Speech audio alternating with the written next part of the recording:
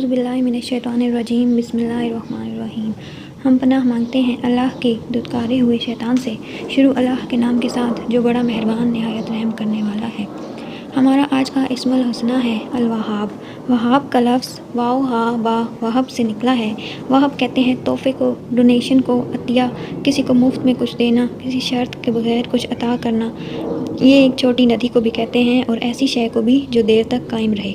وہاب کا لفظ فعال کے وزن پہ ہے، یعنی اس کو کرنے والے میں دو کام بہت پائے جاتے ہیں۔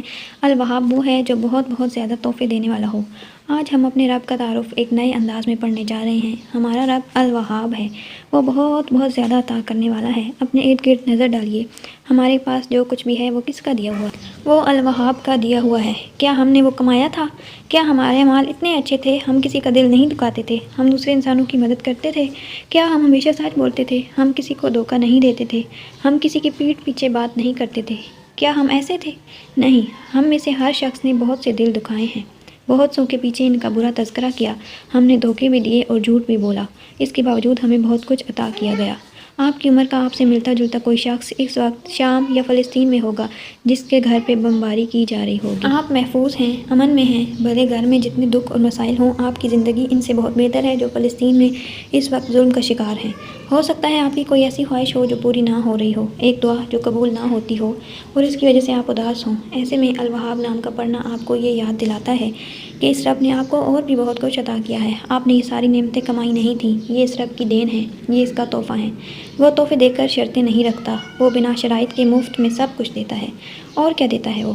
ہر وہ چیز جو آپ مانگتے ہیں۔ آپ سوچیں گے کہ نہیں فلاں چیز تو نہیں ملی، لیکن یہ حقیقت نہیں، آپ کو ہر وہ چیز مل جائے گی۔ اور اس بات کا کیا ثبوت ہے؟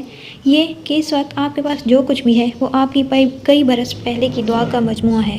ہر چیز جو آپ کے پاس ہے وہ یا تو آپ کی دعا تھی یا آپ کی خواہش۔ اور اس دنیا کا المیہ یہ نہیں ہے کہ انسان کی خواہشات پوری نہیں ہوتی، بلکہ یہ ہے کہ انسان کی خواہشات پوری ہو جاتی ہیں۔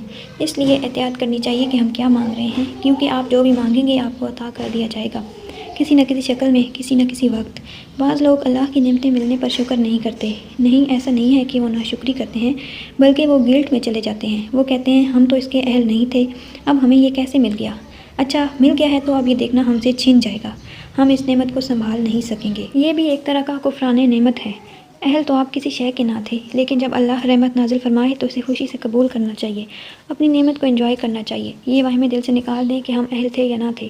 وہ الوہاب ہے، وہ بنا شرائط کے تحفے دیتا ہے۔ اس تحفے کی قدر کریں اور اس کو قبول کریں۔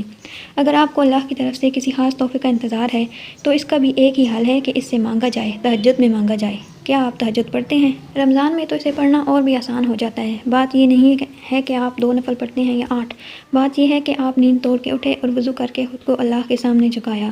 اللہ تعالیٰ اعمال کو گنتا نہیں ہے بلکہ تولتا ہے۔ نفلوں کی تعداد اہم نہیں، ان کی کوالٹی اہم ہے۔ آپ کو کچھ بھی چاہیے اس کے لیے تہجد پڑھا کریں، اور جیسے اللہ بغیر شرائط کے عطا کرتا ہے آپ اس سے بنا شرائط کے مانگا کریں۔ مجھے فلاں چیز یا انسان چاہیے اور وہ ایسا اور ایسا ہو۔ اتنی زیادہ شرطیں لگانا درست نہیں ہوتا، کیونکہ ہم نہیں جانتے کہ ہمارے حق میں کیا بہتر ہے۔ آپ کو اولاد چاہیے تو اللہ سے نیک اور صالح اولاد اس کے خزانوں سے مانگیں۔ بیٹا چاہیے تو بیٹا مانگیں، بیٹی چاہیے تو بیٹی مانگیں، اس کی شکل و صورت پہ نہ جائیں۔ صحت مند اور صالح اولاد جو اس کے خزانوں میں سے ہو۔ ایسے ہی لائف پارٹنر چاہیے تو شرائط مت رکھیں کہ وہ شکل کا ایسا ہو اور یہ کام کرتا ہو اور فلاں ملک میں رہتا ہو۔ یوں آپ اپنے آپشن محدود کر دیتے ہیں، بلکہ اس کے خزانوں میں سے مانگا کریں اور وہ آپ کو بہترین عطا کرے گا۔ آپ کو رزق کی تنگی ہے اور فراوانی چاہیے تو اس رب سے مانگیں، وہ بنا حساب کے رزق عطا کرے گا۔ آپ کو کیریئر بنانا ہے تو وہ رب ہی عطا کرے گا۔ اور سب سے اہم، اگر آپ کو ایمان لانے کے بعد ڈر لگتا ہے کہ کہیں دل واپس نہ پھر جائے، وہ گناہ جن کو ہم ترک کر چکے، وہ بری عادتیں جن کو ہم نے اللہ کے لیے چھوڑ دیا، کہیں واپس ان میں نہ پھنس جائیں، تو اس کے لیے بھی آپ اللہ سے دعا مانگیں گے۔ قرآن کریم کی ایک آیت ہے اور وہ یہ دعا ہے، ربنا لا تزغ قلوبنا بعد اذ ہدیتنا وہب لنا من لدنک رحمۃ انک انت الوہاب۔ اے ہمارے رب، ہمارے دلوں کو ہدایت ملنے کے بعد ٹیڑھا نہ ہونے دینا اور ہمیں اپنے پاس سے رحمت عطا کر، بے شک تو ہی بہت دینے والا الوہاب ہے۔ آپ کے ایمان کو، آپ کی دنیا کو، آپ کے دل کو اور آپ کی آخرت کو، سب کو وہی الوہاب بچائے گا، خراب ہونے سے، ضائع ہونے سے، کسی بھی قسم کے خسارے سے۔ آپ نے صرف بنا کسی شرط کے اس سے مانگنا سیکھنا ہے۔ السلام علیکم ورحمۃ اللہ۔